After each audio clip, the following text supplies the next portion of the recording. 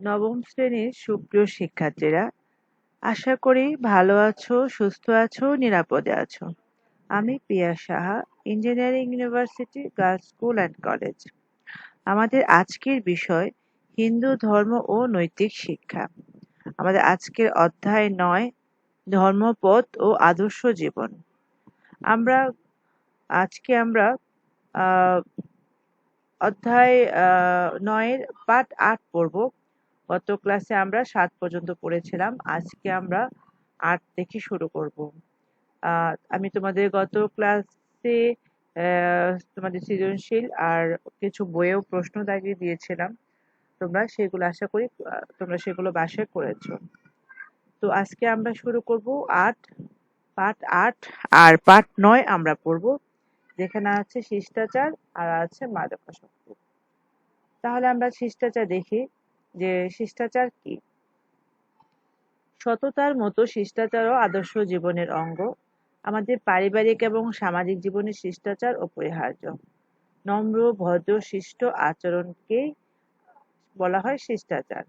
তো শিষ্টাচার মনুষ্যত্বের অন্যতম প্রধান উপাদান। এই শিষ্টাচারের জন্য মানুষ পশু পাখি থেকে আলাদা। তাহলে আমরা শিষ্টাচারটা কি বুঝলাম, যে নম্র শিষ্টাচার কি? শিষ্টাচার হচ্ছে যে নম্র ভদ্র যে আচরণ, সেটাকেই বলা হচ্ছে শিষ্টাচার। মানুষ শুধুমাত্র তার মনুষ্যত্ব, তার শিষ্টাচারের জন্যই মানুষ পশু পাখি থেকে আলাদা। তারপরে কি আছে, ধর্মপথে চলার ক্ষেত্রে শিষ্টাচার অন্যতম পাথেয়। প্রথমে পরিবারের কথাই ধরা যাক। মাতা, পিতা ও অন্যান্য গুরুজনকে আমরা প্রণাম জানাই। এই প্রণাম জানানোর মধ্য দিয়ে যে শিষ্টাচার প্রকাশ পায় তার নাম কি? ভক্তি বা শ্রদ্ধা। আমরা সমবয়সীদের শুভেচ্ছা জানাই আর ছোটদের কি করি? স্নেহ করি। সবই শিষ্টাচারের রকম ফের।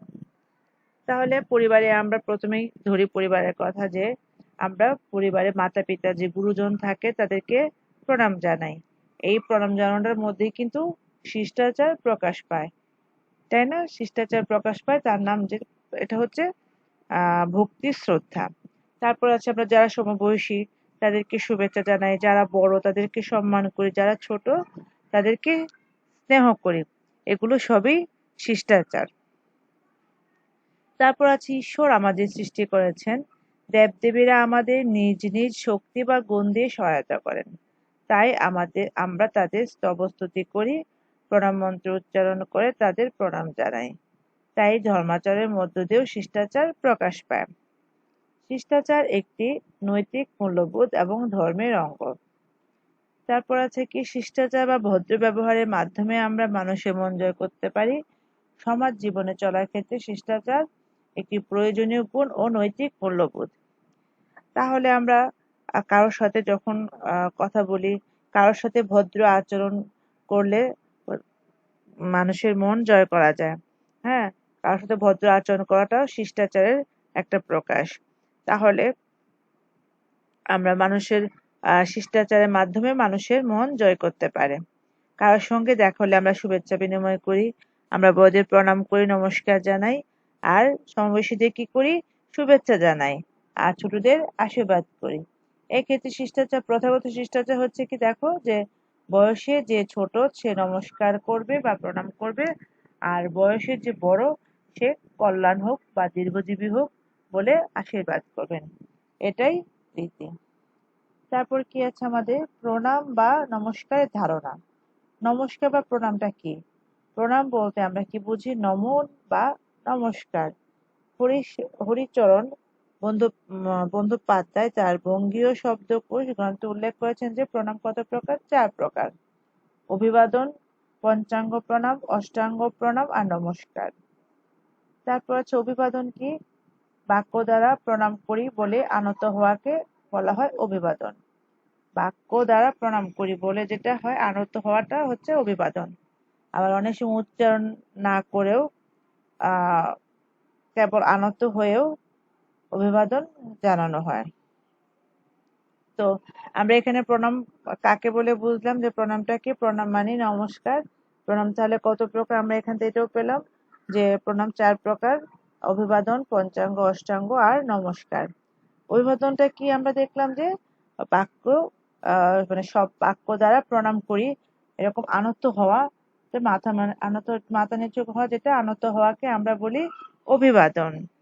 আর অনেক সময় বাক্য উচ্চারণ না করেও আমরা আহ কেবল আনত হয়েও অভিবাদন জানানো যায়।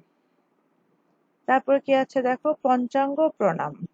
তন্ত্রসার নামক গ্রন্থে বলা হয়েছে, বাহুদয়, জানুদয়, মস্তক, বক্ষস্থল এবং দর্শনেন্দ্রিয় যোগে অবনত হয়ে যে প্রণাম, সেটাই পঞ্চাঙ্গ। তাহলে বাহুদয়, জানুদয়, জানু মানে কি? উরাত, পায়ের কোমরের নিচের অংশ যে উরাত, তার মস্তক, বক্ষস্থল আর দর্শনেন্দ্রিয় যোগে অবনত হয়ে যে প্রণাম, সেটাই হচ্ছে পঞ্চাঙ্গ প্রণাম।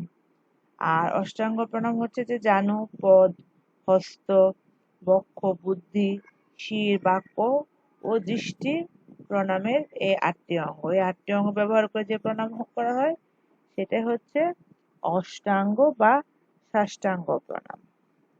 তারপর কি আছে? নমস্কার। নমস্কার হচ্ছে প্রণামের প্রতিশব্দ। তবে এখানে নমস্কার হচ্ছে হাত জোড় করে মাথায় ঠেকানো। নমস্কার ৩ ধরনের: কায়িক, বাচিক, মানসিক। তাহলে আমরা নমস্কার কাকে বলে পেলাম? যে নমস্কার হাত জোড় করে, এখানে নমস্কারটা কিভাবে বোঝানো হচ্ছে? হাত জোড় করে মাথায় ঠেকানো। আর নমস্কার কত প্রকার আমরা পেয়েছি? ৩ প্রকার। কি কি? কায়িক, বাচিক, মানসিক। তারপরে এখন তাহলে আমরা পেয়ে গেলাম এখানে প্রণাম কত প্রকার ও কি কি। তারপরে আছে, আমরা পূজা করার সময় নির্দিষ্ট প্রণাম মন্ত্র উচ্চারণ করে দেবদেবীদের প্রণাম জানাই, গুরুজনদের প্রণাম করি এবং নমস্কার জানাই। তো আমরা যখন পূজা করি তখন নির্দিষ্ট দেবদেবীর নির্দিষ্ট মন্ত্র থাকে, আমরা তখন দেবদেবীদের নির্দিষ্ট প্রণাম মন্ত্রে তাদেরকে প্রণাম জানাই। তারপর সাধু, বৈষ্ণব, স্বজন সবাইকে আমরা প্রণাম বা নমস্কার, সবাই নমস্কার করেন, এদের মধ্যেও ধর্মদর্শন রয়েছে। তো ধর্মদর্শন অনুসারে নমস্কার করছি কাকে? ধর্মদর্শন অনুসারে নমস্কার আমরা কাকে করছি? যে জীবের মধ্যে আত্মারূপে ব্রহ্ম বা ঈশ্বর অবস্থান করেন। আমরা সেটা জানি যে জীবের মধ্যে আত্মারূপে ব্রহ্ম বা ঈশ্বর অবস্থান করেন, সেই ব্রহ্মকে প্রণাম বা আমরা নমস্কার করছি। এই ধর্মদর্শনের কারণে সকলেই প্রণম্য।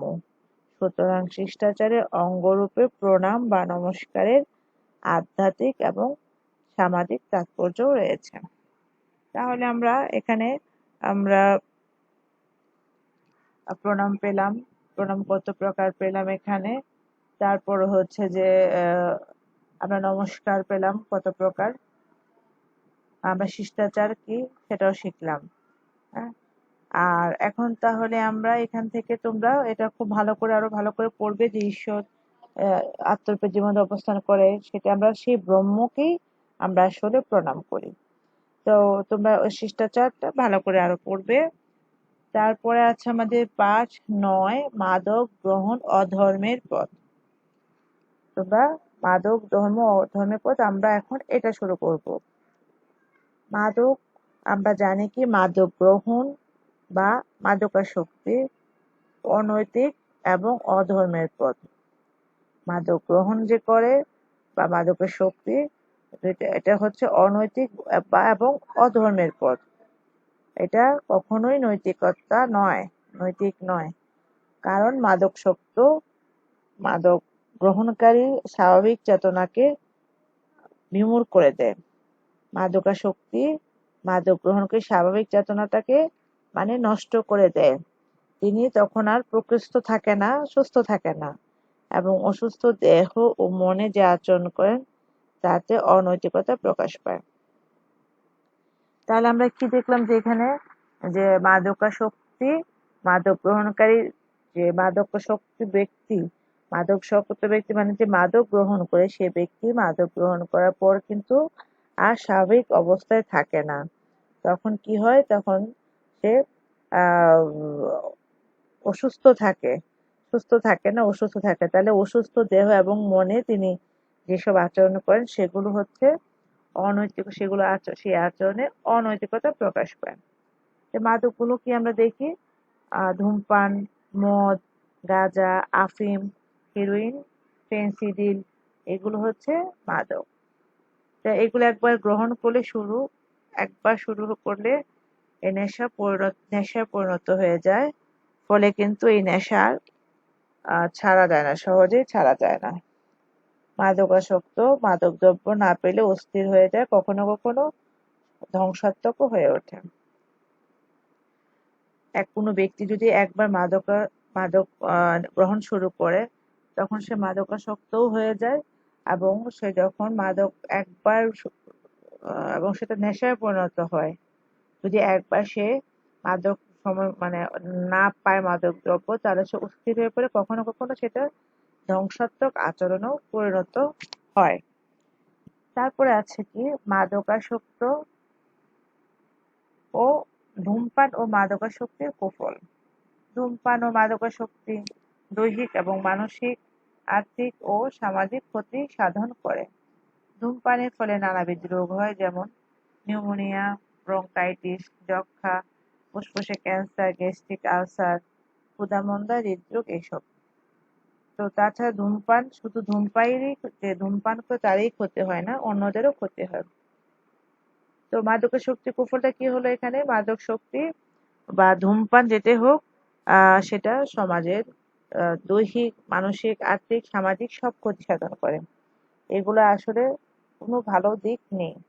ধূমপানের ফলে নানা রকম রোগ হয়, নিউমোনিয়া হয়, ব্রঙ্কাইটিস হয়, যক্ষ্মা, ফুসফুসে ক্যান্সার, হ্যাঁ, তারপর গ্যাস্ট্রিক আলসার, ক্ষুধামন্দা, এগুলো হয়। এছাড়াও ধূমপান যে করে শুধু যে তারই ক্ষতি হয় তা না, সে অন্যদেরও ক্ষতি করে। যে ধূমপান করে সেই ধূমপানের যে ধোঁয়া, সেটা পাশের ব্যক্তির জন্য অনেক ক্ষতিকর। তারপর মাদক গ্রহণে নানা প্রকার অসুখ হয়। মাদকাসক্ত স্বাভাবিক জীবনযাপন থেকে দূরে সরে যান। মাদক গ্রহণে মানসিক ক্ষতি হয়। মাদকাসক্ত অবস্থায় বিবেক বুদ্ধি লোপ পায়। তারপর মাদকাসক্ত চৈতন্য পর্যন্ত লোপ পেতে থাকে। মাদকাসক্ত ব্যক্তির মস্তিষ্ক বিকৃতি পর্যন্ত ঘটতে পারে। মাদক দ্রব্য ক্রয় করার জন্য অর্থ জোগাড় করতে গিয়ে মাদকাসক্তি অসৎ উপায় অবলম্বন করতেও দ্বিধাবোধ করে না। তাতে কি হয়? মাদকাসক্তির কারণে পারিবারিক, সামাজিক বন্ধন পর্যন্ত শিথিল হয়ে যায়। তা আমরা এখানে দেখলাম যে মাদকাসক্তর কারণে কি কি হতে পারে। মাদকাসক্তর কারণে নানা প্রকার অসুখ হয়, স্বাভাবিক জীবনযাপন থেকে অনেক দূরে সরে যায়, মাদকাসক্ত ব্যক্তির মানসিক ক্ষতি হয়, তার বিবেক বুদ্ধি লোপ পায়, মাদকাসক্তের কারণে চৈতন্য পর্যন্ত লোপ পায়, মাদকাসক্তির মস্তিষ্ক বিকৃতি ঘটতে পারে। তারপর মাদক দ্রব্য ক্রয় করার জন্য মাদকাসক্ত অসৎ উপায় অবলম্বন করতেও দ্বিধাবোধ করে না, যে কোনো খারাপ কাজ করতেও দ্বিধাবোধ করে না। তারপরে যার কারণে সামাজিক এবং পারিবারিক বন্ধনটাও শিথিল হয়ে যায়। এখন আছে আমাদের মাদকাসক্তি প্রতিরোধে পারিবারিক, ধর্মীয় ও সংস্কৃতির গুরুত্ব। পরিবারের প্রথম পরিবারই সমাজের প্রথম স্তর। পারিবারিক, ধর্মীয়, সংস্কৃতি, নৈতিক মূল্যবোধ গোটা পরিবারের ক্ষেত্রে প্রভাব বিস্তার করে। পরিবারের সকল সদস্যকে এ বিষয়ে উদ্বুদ্ধ হতে হবে যে আমাদের দেহে আত্মারূপে ব্রহ্ম অবস্থান করেন। সুতরাং এ দেহ ব্রহ্ম বা ঈশ্বরের মন্দির। আমাদের পরিবারের মধ্যে এই প্রভাব বিস্তার, নৈতিক মূল্যবোধ গুলো দিতে হবে যে পরিবারের সকল সদস্যকে উদ্বুদ্ধ করে আমাদের দেহে আত্মারূপে ব্রহ্ম অবস্থান করেন, ব্রহ্ম বা ঈশ্বর। তাহলে আমাদের এই দেহটাও কি ব্রহ্ম বা ঈশ্বরের মন্দির, তাকে কোনোভাবে অপবিত্র করা চলবে না। দ্বিতীয়ত, হিন্দু ধর্ম অনুসারে মাদকাসক্ত গুরুতর পাপ সমূহের অন্যতম। কেবল মাদকাসক্তই পাপী নন, যারা তার সঙ্গ করেন তারাও পাপী। মাদকাসক্তের পাপ তাদেরও স্পর্শ করে। তাহলে আমরা দেখলাম যে মাদকাসক্ত যে শুধু পাপী হয় তা না, তার সঙ্গে যে থাকে যে তাকে সাহায্য করে সেও পাবে। মাদকাসক্তকে সুস্থ জীবনে ফিরিয়ে আনা একটি পারিবারিক কর্তব্য। সন্তানকে গড়ে তোলার পিতামাতার ধর্মীয় এবং নৈতিক দায়িত্ব। তাই লক্ষ্য রাখা প্রয়োজন সন্তানেরা কেমন করে দৈনন্দিন জীবনটা অতিবাহিত করছে। কারণ আমরা অনেক সময় করি যে সন্তান বড় হয়ে গেলে আমরা আর তার বাহিরের জগৎটার খোঁজ করি না, কিন্তু আসলে প্রত্যেকটা পিতামাতারই দায়িত্ব যে সন্তান কেমন করে তার দৈনন্দিন প্রতিদিনের জীবনটা অতিবাহিত করছে সেটা লক্ষ্য রাখা। তারপর সন্তানদের কেবল শাসন নয়, সচেতনতা বৃদ্ধি করতে হবে, উদ্বুদ্ধ করতে হবে ধর্মীয় সংস্কৃতি, নৈতিক মূল্যবোধের আলোকে। আমরা ধর্মীয় কল্যাণ চেতনা উদ্বুদ্ধ হয়ে মহত্তর সাধনায় লিপ্ত থাকব। পারিবারিক, ধর্মীয় সংস্কৃতি, নৈতিক মূল্যবোধের আলোকে প্রতিটি সদস্যের জীবন হবে পবিত্রতায় আলোকে উদ্ভাসিত। এবং পারিবারিক শিক্ষা দিতে হবে শাসন আকারে নয়, দৃষ্টান্ত স্থাপন করে। আমরা অনেক সময় এটাই করি যে আমরা সন্তানদের বেশি শাসন করে ফেলি, যে এটা না ওটা না, এভাবে না সেইভাবে না। কিন্তু শুধু শাসন করলে সন্তানকে সেটা হবে না, সন্তানকে সচেতন করতে হবে, তাকে বোঝাতে হবে, তাকে ধর্মীয় সংস্কৃতি এবং নৈতিক মূল্যবোধের আলোকে তাকে আরো সুন্দর করে উদ্বুদ্ধ করতে হবে। আর তারপর হচ্ছে যে সবসময় পারিবারিক শিক্ষাটা মানে শিক্ষা দিতে হবে যে শাসনের আকারে নয়, কখনো কখনো দৃষ্টান্ত মানে কোনো কিছুর উদাহরণ দিয়েও তাকে শিক্ষা দেওয়া যায়। তারপর কি আছে, তাহলে আমরা পারিবারিক ধর্মীয় সংস্কৃতিকে আমরা শিক্ষা পেতে চাই যা পরিবারের সকল সদস্যদের ধূমপান, মাদক গ্রহণের মতো অনৈতিক কাজ থেকে দূরে রাখে। পরিবারের সবাই যেন অঙ্গীকার করে ধূমপান, মাদক গ্রহণ অধর্মের পথ, চালাবো না সে পাপ পথে আমার জীবন রথ। তাহলে আমরা আমাদের এটাও আমরা পাঠ 9 পড়লাম, মাদকাসক্তি আর ধূমপান। তো এখানে আমাদের দুইটা সৃজনশীল প্রশ্ন আছে আমাদের এই অধ্যায়ে দুইটা সৃজনশীল আছে। যে দিব্যেন্দু ইতিহাসে অধ্যাপক সকল তাকে তিনি কর্মস্থলে বের হন, তিনি প্রতিদিন পশু পাখিদের খাবার দেন। যাই হোক, এটা তোমরা একটা পড়বা। আর হচ্ছে যে আমাদের আরেকটা আছে যে দুই কি দিবা প্রতিদিন পূজা শেষ করে প্রণাম মন্ত্র পাঠ করে উদ্দেশ্য জানান। তো এই দুইটা তোমরা সৃজনশীল করবা অনুশীলনীর। আর আমি আরো দুইটা সৃজনশীল তোমাদের দিয়ে দিচ্ছি, তোমরা এগুলা খুবই সহজ, তোমরা আমি জানি তোমরা আরো সুন্দর করে করতে পারবে। যে সমাজ বিচ্ছিন্ন একটা মাদকাসক্ত থেকে দিয়েছি, দেখো মাদকাসক্ত কাকে বলে, মাদকাসক্ত ব্যক্তির কি কি শারীরিক ক্ষতি হতে পারে। আমরা পড়েছিলাম মাদকাসক্ত ব্যক্তি কি কি শারীরিক ক্ষতি হতে পারে, যেটা ক্যান্সার, ফুসফুস, লিভার এগুলা ধ্বংস হতে পারে, বিভিন্নভাবে আরো ক্ষতি হয়। তারপর আরেকটা কি আছে আমাদের, আরেকটা ছিল যে শিবেন বাবু মেধাবী ও ভালো ছাত্র ছিল, সে অসৎ সঙ্গে মিশে মাদকাসক্ত হয়ে পড়ে। এক পর্যায়ে অর্থ জোগাড় করার জন্য সে মিথ্যা এবং চুরি আশ্রয়ে তার মা বাবা তাকে অত্যন্ত চিন্তিত হয়ে শিবেনকে মাদকাসক্ত নিরাময় ভর্তি করে দেন। তো আমরা এখানেও এগুলো পড়েছি যে নমস্কার কত প্রকার, নমস্কার কত প্রকার ছিল, নমস্কার ছিল 3 প্রকার। তারপর হচ্ছে যে মাদক গ্রহণ কেন অধর্ম বুঝিয়ে লেখো। মাদক গ্রহণ অধর্ম কেন, যে মাদক যে গ্রহণ করে সে তার মস্তিষ্কে বিকৃত হয়, সে তার সাধারণ চৈতন্য হারিয়ে ফেলে, স্বাভাবিক জীবন হারিয়ে ফেলে। তখন সে মাদক দ্রব্য ক্রয় করার জন্য যে কোনো ধরনের অনৈতিক কাজ করে, হ্যাঁ, অধর্মের কাজ করে, সে তখন তার স্বাভাবিক চেতনার মধ্যেই থাকে না কোনটা ধর্ম আর কোনটা অধর্ম। তাহলে আমরা এখানে তাই মাদক গ্রহণ অধর্ম। তারপর হচ্ছে শিবিনের এই অবস্থার প্রতিকার এবং প্রতিরোধ উপায়গুলো বিশ্লেষণ করো, যে কিভাবে প্রতিকার করতে হবে। পরিবারকে সচেতন হতে হবে এবং পরিবারের সাহায্যে সেগুলোর প্রতিকার করতে হবে। তারপর হচ্ছে যে অস্ত্রের সঙ্গে দৌড়াতে মানুষের মারাত্মক ক্ষতি হতে পারে। সেটা বাস্তবতা শিবনের জীবনের আলোকে লেখো। কথায় আছে কি জানো, সৎসঙ্গে স্বর্গবাস, অসৎ সঙ্গে সর্বনাশ। অসৎ সঙ্গে মানুষের শুধু ক্ষতিই হতে পারে। অসৎ সঙ্গ কখনোই আরেকজনকে সে ভালো হোক সে সেটা চাইবে না।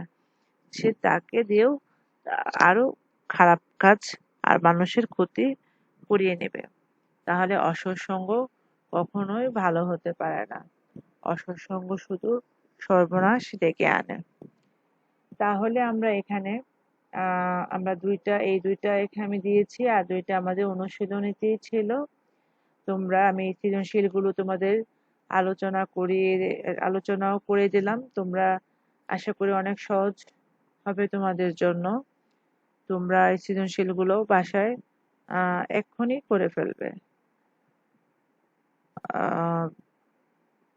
তাহলে আমরা আজকে আহ অধ্যায় ৯-এর ৭, ৮ এবং ৯ পড়লাম। পাঠ ৮ আর পাঠ ৯। এখান থেকে তোমরা ভিতর থেকে আরো বহু নির্বাচনী প্রশ্ন, জ্ঞানমূলক প্রশ্ন তৈরি করতে পারবে। এখান থেকে তোমরা অনুধাবনমূলক প্রশ্ন তৈরি করতে পারবে। আরো তোমরা ভালো করে রিডিং পড়লে আরো সুন্দর করে ভিতরে আরো ভালো করে বুঝতে পারবে। তাহলে অবশ্যই আগে সুন্দর করে রিডিং পড়ে বুঝে তারপরে তোমরা সৃজনশীল গুলা করলে খুবই সহজ হবে। তাহলে তোমরা এই পড়াগুলো কমপ্লিট করো আর SW করে রাখো। তাহলে আজকে এতটুকুই। ভালো থাকো, তোমরা সুস্থ থাকো, নিরাপদে থাকো, ভালো করে পড়াশোনাও করো। ধন্যবাদ তোমাদেরকে।